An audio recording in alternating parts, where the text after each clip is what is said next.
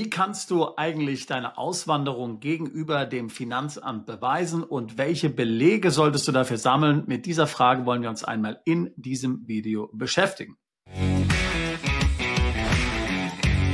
Du hast es sicherlich schon mitbekommen an den verschiedenen Videos, die wir hier auf diesem Kanal gepostet haben. Wenn du Deutschland verlässt und deine letzte Steuererklärung eingereicht hast, dann wird das Finanzamt vielfach mit Routinefragen auf dich zukommen und dann tatsächlich feststellen wollen, ob du natürlich Deutschland auch wirklich verlassen hast oder ob du vielleicht immer noch in Deutschland dich genug aufhältst, um dort einen ortsgewöhnlichen Aufenthaltes auszulösen oder vielleicht sogar noch einen Wohnsitz hast oder einen Lebensmittelpunkt hast über Familie, die dann wiederum einen Wohnsitz auslöst. Also die Behörde will natürlich ganz sicher gehen, dass du nicht mehr in Deutschland unbeschränkt steuerpflichtig bist.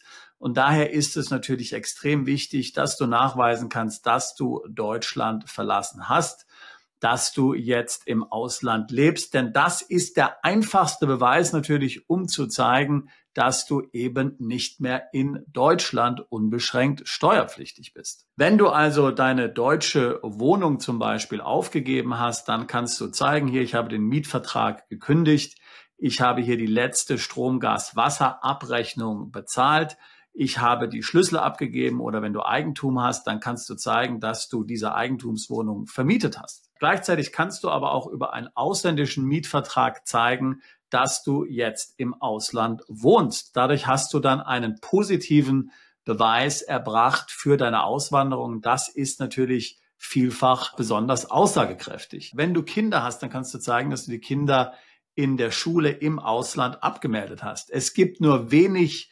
stichhaltigere Beweise als die Bestätigung einer Schule im Ausland, dass die Kinder dort angemeldet sind und in die Schule gehen. Das ist etwas, was im Grunde genommen nicht faken kann. Während im Grunde ja jeder eine Wohnung im Ausland theoretisch mieten könnte und dann sagen könnte, das ist jetzt hier mein neuer Wohnsitz.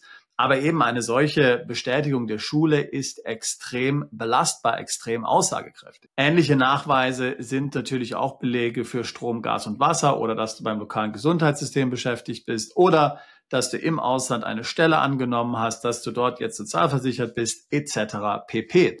Selbst so Dinge wie zum Beispiel Supermarktbelege können natürlich hilfreich sein. Wenn du zeigen kannst, dass du in deinem neuen Wohnsitzland regelmäßig zum Supermarkt gehst, dann ist das ein ziemlich guter Beweis. Oftmals sind es tatsächlich die Ausgaben des täglichen Lebens, die bei einer solchen Beweisführung helfen können. Und vielfach fragt das Finanzamt auch selbst danach. Wenn das Finanzamt zum Beispiel Zweifel daran hat, dass du wirklich im Ausland lebst, werden sie dich vielfach fragen, zeig uns doch einfach mal deinen Kontoauszug. Heute ist ja normal, dass jeder alles mit Karte bezahlt, also irgendein Kaffee beim Starbucks, irgendeine Zeitung, die du kaufst, irgendein U-Bahn-Ticket oder was auch immer, selbst kleinste Beträge. Und so hat man im Grunde, wenn man einfach deinen Kontoauszug anschaut, ein ziemlich gutes Bewegungsprofil.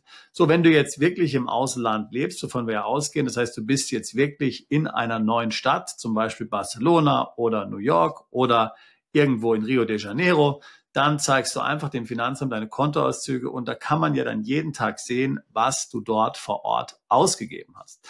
Also das Finanzamt schreibt dir nicht wirklich vor hier, welche Belege du für deine Auswanderung vorlegen musst, aber es sind solche Beispiele, die ich dir genannt habe, die eben vielfach dann aussagekräftig sind und die dem Finanzamt helfen zu verstehen, dass du wirklich aus Deutschland weggezogen bist. Natürlich sind auch Belege wie Flugtickets oder zum Beispiel hier die Tatsache, dass du ein Umzugsunternehmen beauftragt hast, deine Möbel und dein persönliches Hab und Gut hier per Container in die neue Heimat zu schaffen. Das ist natürlich auch ein wichtiges Indiz. Das heißt, das sollte man auf jeden Fall auch aufbewahren. Generell kann man sagen, dass es besonders wichtig ist, dass du ausreichende aussagekräftige Belege für das halbe Jahr nach deinem Wegzug hast. Also dort ganz besonders eben dieser Zeitraum ist besonders wichtig und wird eben auch besonders intensiv geprüft.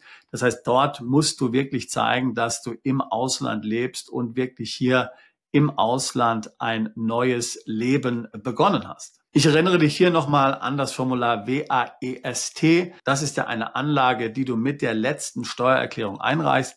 Dort werden Fragen zum Wegzug beantwortet, wie zum Beispiel das Thema Wegzugsteuer, erweitert beschränkte Steuerpflicht und so weiter.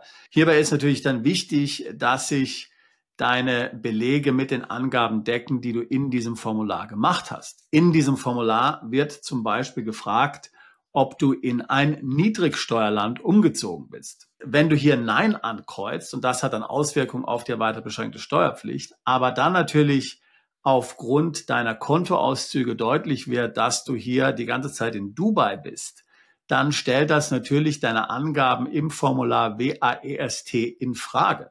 Und dann kannst du dir sicherlich vorstellen, dass dann das Finanzamt deine Angaben besonders genau prüfen wird. Es ist üblicherweise so, dass ein Spezialist beim Finanzamt hier die letzte Steuererklärung prüft. Das sind Spezialisten, die sich mit dem Außensteuerrecht auskennen, die also Bescheid wissen zum Thema weiter beschränkte Steuerpflicht, Wegzugsbesteuerung etc. pp. Und die ganzen anderen Details, über die wir hier schon oft gesprochen haben auf diesem Kanal. Nicht immer ist ein solcher Spezialist natürlich verfügbar. Das kann für dich positiv sein, aber meistens wird es doch von einem solchen spezialisierten Sachbearbeiter gemacht. Deswegen dauert eben einfach auch die Bearbeitung der letzten Steuererklärung vielfach länger, als man das sonst gewöhnt ist. Was du erreichen willst, ist hier, wenn du einen Steuerbescheid bekommst, dass auf dem Steuerbescheid nicht steht, unter dem Vorbehalt der Nachprüfung. Das sollte dort auf keinen Fall draufstehen, denn dann musst du damit rechnen, dass es in den folgenden Jahren möglicherweise noch weitere Prüfungen geben wird. Wenn du zum Beispiel ein Unternehmen in Deutschland hattest, kann dann noch eine Betriebsprüfung hier angesetzt werden, auch im Nachhinein, auch wenn du schon weg bist, auch wenn das Unternehmen schon geschlossen ist oder du dieses zum Beispiel verkauft hast. Daher ist es in deinem Interesse, dem Finanzamt in diesem Zusammenhang so viel Informationen wie nötig zur Verfügung zu stellen, um eben tatsächlich klarzumachen, dass du im Ausland bist und eben auch klarzumachen, dass du alles, was mit dem Ausland hier zu tun hast, alles, was mit dem Umzug zu tun hast, du auch tatsächlich sauber und ordentlich organisiert hast. Und da kommen dann natürlich auch Dinge hier zum Tragen wie die Wegzugsteuer oder auch die Entstrickung und so weiter und so fort. Wir haben ja hier schon oft darüber gesprochen. Das musst du also alles tatsächlich erledigt haben und das dann entsprechend auch dem Finanzamt vorweisen können mit den Belegen hier zu deiner Auswanderung, dass du tatsächlich Deutschland verlassen hast, dass Deutschland tatsächlich nicht mehr der Ort des gewöhnlichen Aufenthaltes ist. Und dann eben hoffentlich wirst du einen letzten Bescheid bekommen, der hier nicht mehr unter dem Vorbehalt der Nachprüfung steht. Und damit hat sich die Sache dann für dich in Deutschland zunächst mal wenigstens, was die unbeschränkte Steuerpflicht anbelangt, erledigt. Du weißt ja, danach kannst du beschränkt steuerpflichtig sein oder weiter beschränkt steuerpflichtig. Das heißt, möglicherweise musst du dann noch weitere Erklärungen einreichen, aber wenigstens aus der unbeschränkten Steuerpflicht bist du dann schon mal draußen und dann hast du schon mal hier eine wichtige Hürde genommen. Also, meine Empfehlung an dich ganz klar ist, dokumentiere alles haargenau, was hier mit dem Wegzug zu tun hat. Und wie gesagt, ich meine jetzt gar nicht so unbedingt die Formalitäten, wie zum Beispiel ein Mietvertrag im neuen Wohnsitzland und so weiter. Wobei die Formalitäten sind auch wichtig, sondern ich meine tatsächlich handfeste, konkrete Beweise aus dem täglichen Leben. Ich hatte schon gesagt, Supermarktquittungen, Anmeldungen bei der Schule, Krankenversicherung, Arztbesuche und so weiter und so fort. Also alles die Dinge, die man im Grunde genommen hier berücksichtigt, wenn man wirklich in einem neuen Land hier Fuß fasst. Auch so Dinge wie zum Beispiel Mitgliedschaft in einem Gym oder in einem Golfclub oder was auch immer. Das können alles Dinge sein, die hilfreich sind. Denn wie gesagt, das sind ja alles Dinge, die man mal nicht so ohne weiteres hier beschaffen kann. Jeder kann, wie gesagt, ja eine Wohnung mieten. Das heißt, eine Wohnung alleine ist jetzt als einziger Nachweis vielfach nicht wirklich aussagekräftig genug. Es kommt eben auf die weichen Faktoren an, die ich jetzt gerade eben hier genannt habe. Also ganz wichtig, weise das alles nach, habe die Belege, hab hier eine Ordnung in deinen Unterlagen. Vor allem das halbe Jahr nach dem Wegzug ist wichtig. Natürlich die Ausreise ist wichtig. Und ganz wichtig natürlich die Tatsache, dass du keinen Wohnsitz in Deutschland mehr hast. Wenn das Fragen sind, die auch dich umtreiben, wenn du auswandern willst, aber hier bestimmte steuerliche Fragen hast und dir das Kopfzerbrechen und schlaflose Nächte bereitet, dann würde ich mich freuen, mit dir ein Beratungsgespräch zu führen. Wir tun seit fast 20 Jahren nichts anderes, als Mandanten genau bei solchen Sachverhalten zu begleiten. Umzug ins Ausland, Auswanderung, Steueroptimierung im Ausland und dann natürlich auch Vermögen zu schützen und neues Vermögen aufzubauen. Ich würde mich freuen, auch dich alsbald zu unserer Mandantschaft zählen zu können. Bist du Unternehmer, Freiberufler oder Investor? Zieht es dich schon lange ins Ausland? Mach heute den ersten konkreten Schritt in eine Zukunft mit mehr Geld und mehr Freiheit. Buche ein Beratungsgespräch mit Sebastian und seinen Kollegen. Unsere Kanzlei unterstützt Mandanten wie dich dabei, deine Steuerlast legal zu reduzieren, Vermögen aufzubauen und zu schützen und deine persönliche Freiheit zu maximieren.